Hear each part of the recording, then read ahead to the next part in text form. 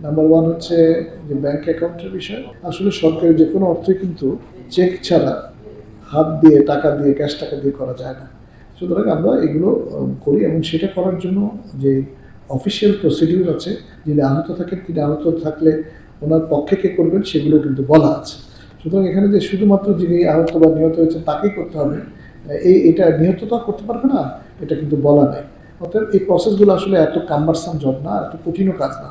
We make all the things difficult. আসলে এটা খুবই সোজা কাজ পারি যে একটি প্রাণ যখন ঝরে যায় তো তারা শুধুমাত্র হাসপাতালে যে আছে তা না, তাদের মানসিক এবং পারিবারিক এবং অর্থনৈতিক সব ব্যাপারে তারা একটা সমস্যার মধ্যে পড়ে। তখন তারা এই দিকে তাদের মন থাকে না যে আবেদন করতে হবে। ফলে অনেক সময় দেখা যায় যে 30 দিনটা অতিক্রান্ত হয়ে যায় এবং 30 দিনটা অতিক্রান্ত হয়ে গেলে আইনের কারণে আমরা কিন্তু দিতে পারি না। আপনি যতই বলেন হবে we cannot break the law, we can bend but we cannot break. আমরা আইন ব্রেক করতে পারি না, যে কারণে আমরা এটাকে 60 দিন করার জন্য আমাদের লাস্ট আগস্ট মাসে ট্রাস্টি বোর্ডের সভায় আমরা সিদ্ধান্ত নিয়েছি যে এইটা 60 দিন করব। তবে যেহেতু এটা আইনের বিধান সেহেতু আইন পরিবর্তনের জন্য এটা কিন্তু মন্ত্রণালয়ে যায়। আমরা মন্ত্রণালয়ে প্রেরণ করেছি, এটা এখনো অ্যাপ্রুভ হয়ে আসেনি। আসলে এটা আমরা তখন থেকে আমরা 60 দিন আমরা করতে পারবো। তবে যেই জেলায় কোনো এই ধরনের দুর্ঘটনা সংঘটিত হবে আমার সহকর্মীরা সেখানে চলে যাবে তাৎক্ষণিকভাবে, গিয়ে ওখানে গিয়ে তাদের সৎকারে অংশগ্রহণ, তাদের সহানুভূতি দেখাবে, তাদের সৎকারে অংশগ্রহণ করবে এবং সুযোগ এবং সুবিধা মতো ওই ফর্মটা তাদের কাছে পৌঁছে দেবে। তাহলে আমার 30 দিনের ঝামেলাটা কিন্তু থাকছে না। তাহলে ওনাদেরকে দিয়ে দিবে এবং যথাসময় 30 দিনের মধ্যে যাতে আবেদনটা অন্তত করেন, আবেদনটা, আই রিপিট, আবেদন, স্বাক্ষর, তারিখ, এই আবেদনটা করবে এবং তারপরে ওইটার কপিটা আমার কাছে চলে আসে। আর যে প্রসেসগুলো আছে যেগুলো, এগুলো প্রসেস কমপ্লিট করে আমাদের কাছে পাঠালে চেক ইস্যু হয়ে যাবে। তার মানে ওই যে আপনি আবেদন করেছেন 30 দিনের মধ্যে, দ্যাট আই উইল অ্যাকসেপ্ট। আমি চেয়ারম্যান হিসেবে বলছি ওই আবেদনের তারিখ যদি 30 দিনের মধ্যে আই উইল অ্যাকসেপ্ট। বাকিটা প্রসেস করতে যদি সময় লাগে শেষ করে আমি চেক দিতে হবে, কারণ আমাদের সরকারি প্রসিডিউরগুলো তো মেনটেন করতে হবে। বাট যিনি ওই আবেদনটা 30 দিনের মধ্যে করবেন আমি তাকে দিয়ে দেবো। তো আবেদন করার জন্য বিআরটিএ এই কাজটা করেছে।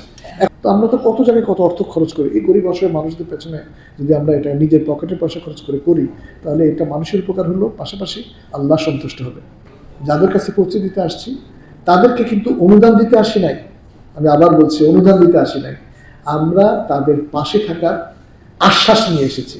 এটা সামান্য একটু আশ্বাস, কারণ আপনাদের যে অপূরণীয় ক্ষতি হয়েছে এই ক্ষতিপূরণ করবার অবস্থা আমাদের নাই। অর্থাৎ আপনাদের এই কষ্টের সাথে আংশিক শেয়ার করার জন্য সরকার এই আইনটি করেছে এবং তারই অংশ হিসেবে আমরা এটা কাজ করছি আগামীতে। তবে আমি মাননীয় চেয়ারম্যান, আমাদের সম্মানিত চেয়ারম্যান, সম্মানিত মালিক সমিতির চেয়ারম্যান এবং সভাপতি এবং শ্রমিক ফেডারেশনের অন্যান্য নেতৃবৃন্দকে বলবো যে কাইন্ডলি এই অসহায় মানুষদের পাশে আরও দীপ্তভাবে অংশগ্রহণ করেন। পাশাপাশি আমাদের সম্মানিত প্রিন্ট মিডিয়ার প্রতিনিধি যিনি কথাগুলো বলেছেন আমার খুব ভালো লেগেছে। এইটা আমি আপনাকে খুব বিনীতভাবে বলবো, এটা বিআরটির ক্রেডিট নয়, এটা বিআরটির দায়িত্ব। তবে আপনাদের কাছে অনুরোধ, আমরা কোনো সময় এমনও হয় কোনো জায়গায় আমাদের অফিসারের স্বল্পতা থাকে, অনেক সময় আমরা জানতে পারি না, এটাও ঠিক। তো আপনাদের অনুরোধ করবো আপনারা এই যে বিআরটির পক্ষ থেকে, বিআরটির ট্রাস্টি বোর্ডের পক্ষ থেকে এই যে সরকার যে আপনাদেরকে সুবিধাগুলো দিচ্ছে এইটা আপনারা একটু বেশি করে যদি প্রচার করেন তাহলে অসহায় মানুষরা তাদের এই কার্যক্রমটা সহজে তাদের সুবিধাটা পেতে পারে। শুধুমাত্র একা বিআরটির উপর ছেড়ে দিলে কিন্তু আসলে হবে না। It is an integrated effort. আমরা সবাই চেষ্টা করলে আমরা এই সরকারের যে অর্থটা সেটা আমরা পৌঁছে দিতে পারবো।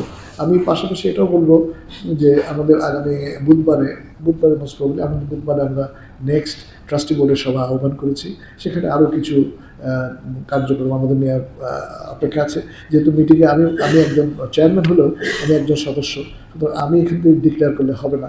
বাট আমার কিছু প্ল্যান আছে, আশা করি আমাদের যারা অসহায় মানুষ তাদের জন্য আরও বেটার কিছু করা যায় কিনা সেটা আমার পরিকল্পনায় আছে, আমি উপস্থাপন করব। আল্লাহ যদি কবুল করে আর সবাই যদি রাজি হয় তাহলে ইনশাল্লাহ আমরা সেটা দিকে এগিয়ে যেতে পারবো।